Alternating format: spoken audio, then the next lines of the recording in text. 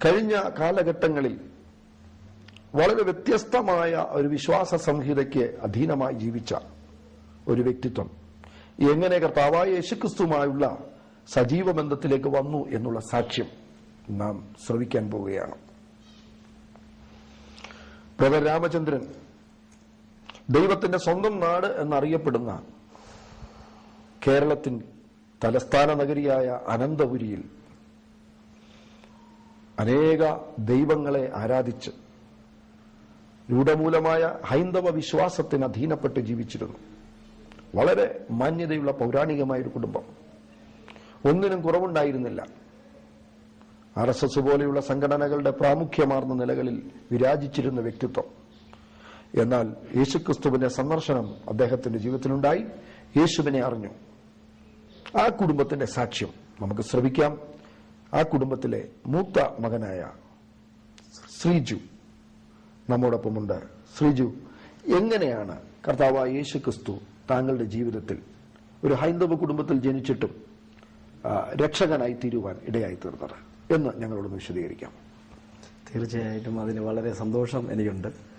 കാരണം ഞാൻ വിശ്വസിച്ചിരുന്ന അല്ലെങ്കിൽ ഞങ്ങളായിരുന്ന ഹൈന്ദവ സംസ്കാരം, അതിലും ഞാൻ വളരെ അഭിമാനിക്കുന്ന ഒരു വ്യക്തിയാണ്. കാരണം ഇന്നും ക്രിസ്തുവിനെ അറിഞ്ഞപ്പോൾ അതിന്റെ ഹിന്ദു എന്ന് പറയുന്ന വാക്കിന്റെ ഒരർത്ഥമുണ്ട്. ആ വാക്കിന്റെ അർത്ഥം ഇങ്ങനെയാണ്: ഹിന്ദുത്വം എന്ന് പറയുന്നത് ധർമ്മത്തിൽ വിശ്വസിക്കുന്നവരാണ് ഹിന്ദുക്കൾ. ധർമ്മം എന്ന് പറഞ്ഞാൽ നമ്മൾ ചെയ്യുന്ന കർമ്മം മറ്റൊരു വ്യക്തിക്ക് നന്മയായി ഭവിക്കുന്നതിനെയാണ് ധർമ്മം എന്ന് പറയുന്നത്. അങ്ങനെയാണെങ്കിൽ ക്രിസ്തുവിനെ അറിഞ്ഞതിന് ശേഷം ഇന്ന് അനേകർക്ക് വേണ്ടി പ്രാർത്ഥിക്കുവാൻ, അനേകരുടെ പ്രശ്നങ്ങളിൽ അനേകർ തകർന്നിരിക്കുമ്പോൾ, ഞാൻ ഈ ക്രിസ്തുവിനെ അറിയുന്നതിന് മുമ്പ് എന്റെ കാര്യം മാത്രം ചിന്തിച്ച് നടന്ന ഞാൻ ഇന്ന് എന്റെ കാര്യം നോക്കുന്നതിന് പകരം മറ്റുള്ളവരുടെ നന്മയെ ഓർക്കുകയും അവർക്ക് വേണ്ടി പ്രാർത്ഥിക്കുകയും ചെയ്യുമ്പോൾ യഥാർത്ഥത്തിൽ ഇന്ന് ക്രിസ്തുവിനെ അറിഞ്ഞ ഞാൻ വിശ്വസിക്കുന്ന യഥാർത്ഥ ഒരു ഹിന്ദു എന്ന് പറയുവാനും എനിക്ക് അവകാശമുണ്ട്.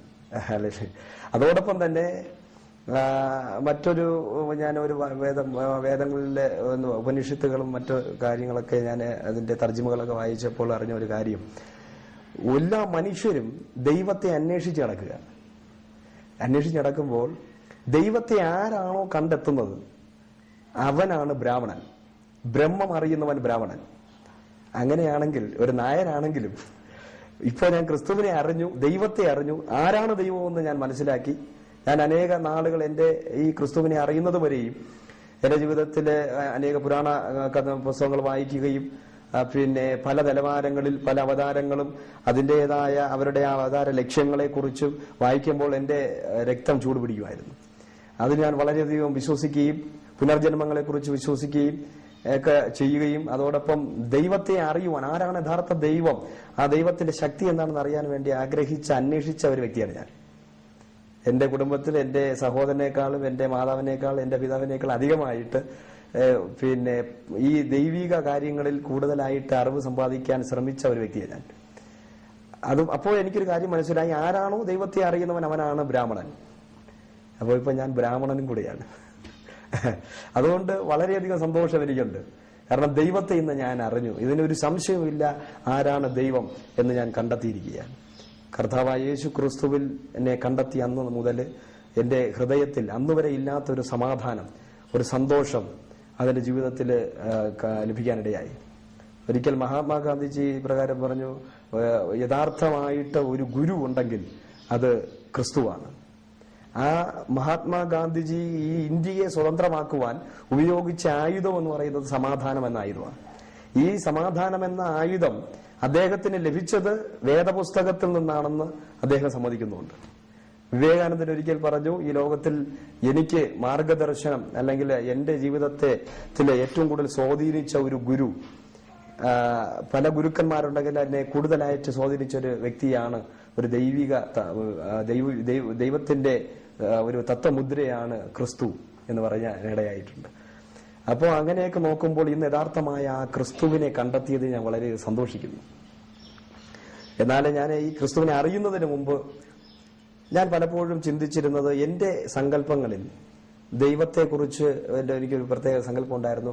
പലപ്പോഴും പല സാഹചര്യങ്ങളിലും പല ക്രിസ്തീയ മത പുരോഹിതന്മാരും ക്രിസ്തീയ സഹോദരങ്ങളും പലപ്പോഴായിട്ട് ഞങ്ങളുടെ വീട്ടിൽ ഞങ്ങളെ മറ്റ് ചില സാഹചര്യങ്ങളിൽ യേശുവിനെ കുറിച്ച് പരാമർശിച്ചപ്പോഴൊക്കെ ഞാൻ കളിയാക്കിയിട്ടുള്ള ഒരു വ്യക്തിയാണ്. ഞാൻ പറഞ്ഞിട്ടുണ്ട്, എന്റെ സങ്കല്പം അനുസരിച്ച് ഒരു ദൈവം എന്ന് പറയുമ്പോൾ ശരീരം കൊണ്ടും ബലവാനും ശക്തനും മസിൽ പവറും ആ മസിലും ഒക്കെ ഉള്ള ഒരാളായിരിക്കണമെന്നാണ് എന്റെ സങ്കല്പമായിരുന്നു. അപ്പൊ ഞാൻ ഇങ്ങനെ ചിത്രങ്ങൾ നോക്കുമ്പോൾ യേശു ക്രിസ്തുവിനെ കാണുമ്പോൾ അദ്ദേഹം ഒരു ലോഹയൊക്കെ ഇട്ട് ഒരു ചെറിയ വടിയും കുറച്ച് ആടുകളെയൊക്കെ ഇങ്ങനെ കൊണ്ടുപോകുന്ന ഒരു സാധാരണ ഒരു വ്യക്തി. അപ്പം അദ്ദേഹത്തെ കൊണ്ട് പിന്നെ ഒരു ശത്രുവിനെ സംഹരിക്കാൻ സാധിക്കുമോ, അദ്ദേഹത്തെ കൊണ്ട് ആൾക്കാരെ രക്ഷിക്കാൻ സാധിക്കുമോ എന്നൊരു ചോദ്യം എന്റെ മനസ്സിലുണ്ടായിരുന്നു.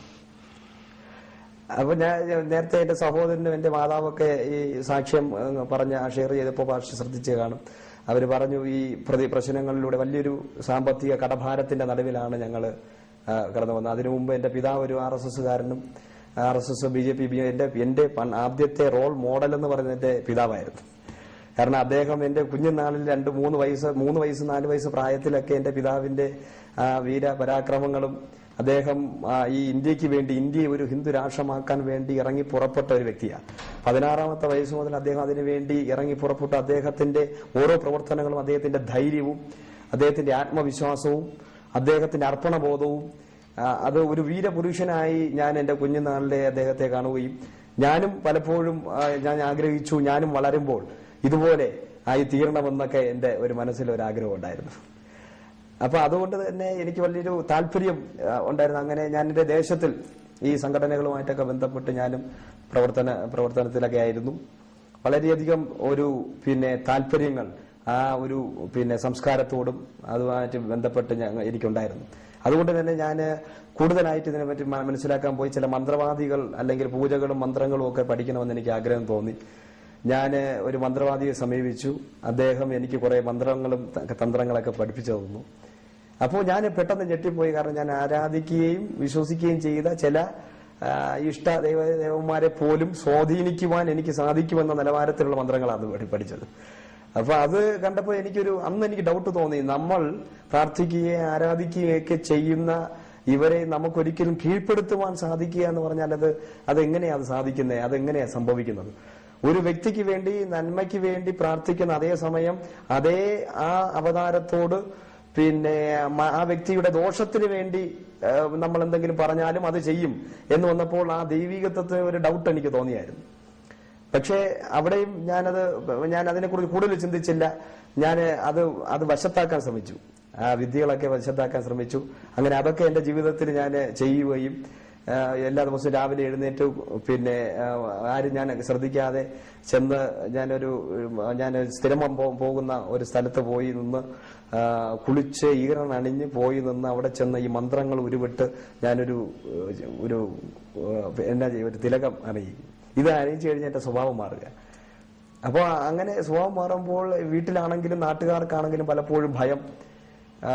പലപ്പോഴും എന്നെ കൊണ്ടാണ് എന്റെ ഭവനത്തിൽ ഏറ്റവും കൂടുതൽ എന്റെ മാതാവും എന്റെ പിതാവും എല്ലാവരും ഭാരപ്പെട്ടത്, വേദനിച്ചത്.